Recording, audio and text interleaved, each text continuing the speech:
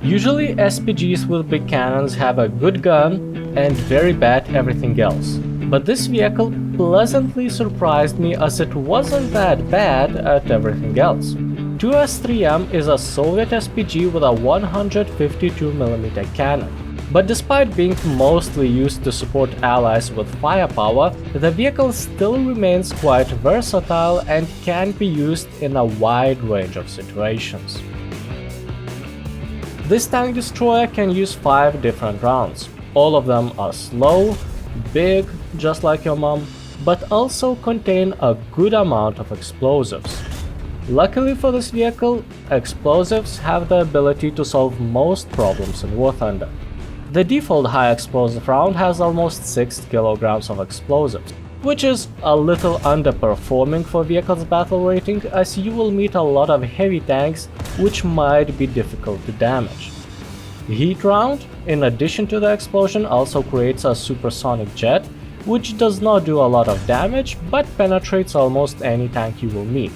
The heat rounds have slightly less explosives, so it struggles against armored opponents even more, but that's still almost 5 kilograms, enough to one-shot light, especially open-top tanks, even without a direct hit. Of course, Soviet vehicle has an APHE round, but this projectile has only 1 kilogram of explosives and average penetration. If I wanted to use APHE, there are other tanks at the same or even lower battle rating that are more effective with this type of shells. The strongest high explosive round has almost twice more explosives than a default one, more than 10 kilograms of TNT equivalent, which fixes most damage consistency issues you might have with heavy tanks. A hit in a turret should be able to send the explosion down the hull and one-shot any opponent. This is the most reliable and predictable round, as much as high explosive rounds can be called reliable. And the final researchable round is the same as the last one, just with a proximity fuse. Despite half of the time activating too soon and being extremely unpredictable against tanks for this reason, it's one of the most fun rounds to play because it gives you the ability to reach squishy opponents behind cover and somewhat effectively fight planes. Considering the size of the cannon, it's not surprising that it takes a while to reload. But at the same time, if compared to other SPGs with big guns and without autoloaders, this is one of the fastest reloading vehicles of its type. With Aced Crew, it can be reloaded in 13.3 seconds, which is longer than almost all vehicles you will play against, but the difference is not that significant. Similar situation is with muzzle velocity.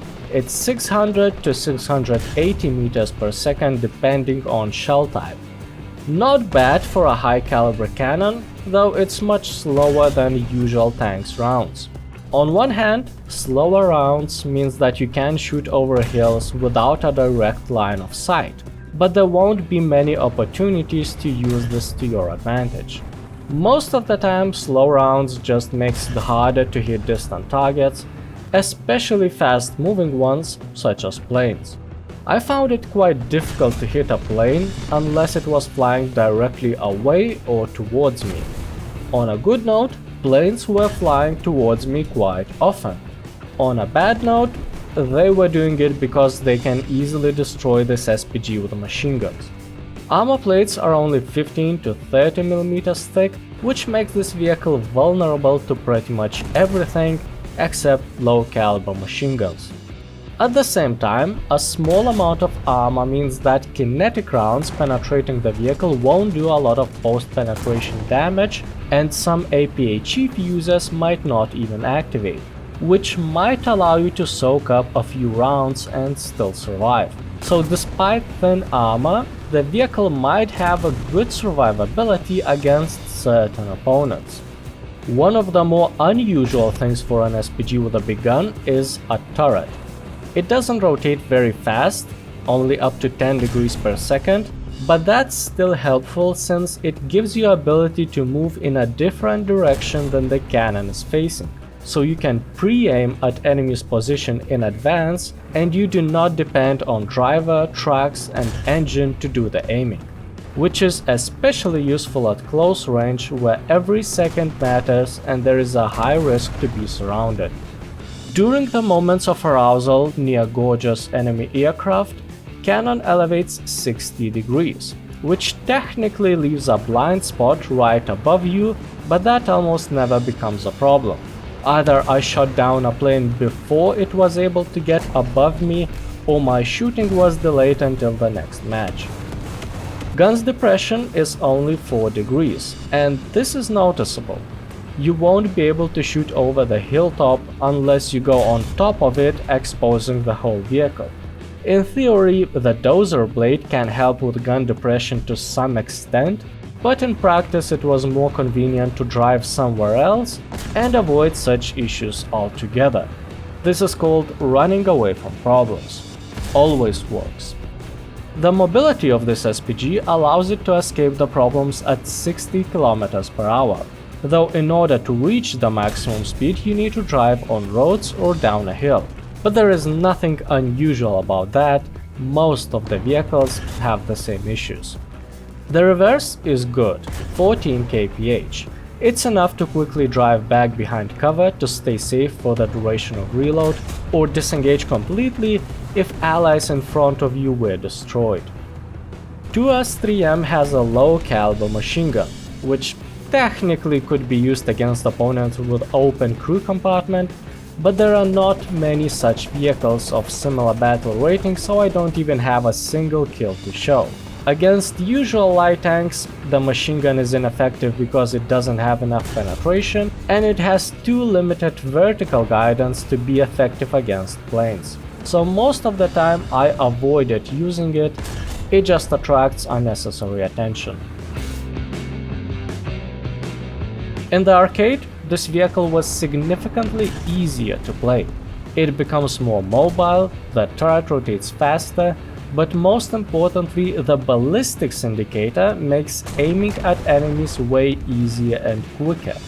The color of the indicator doesn't show up correctly for high explosive rounds, but it doesn't really matter, since the most important part is getting the shell to the enemy vehicle's turret, and the explosion will take care of the rest.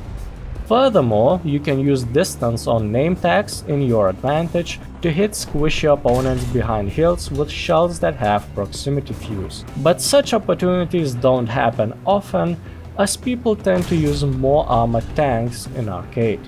So overall this SPG becomes way more dangerous in arcade, but the danger goes both ways, because enemy planes will attack you all the time. The lead indicator makes it easier to hit them as well, but when few aircraft attack you at once, there is little you can do. As the match goes on, there are more and more planes spawning, and later in the game you often end up just defending yourself from endless attacks.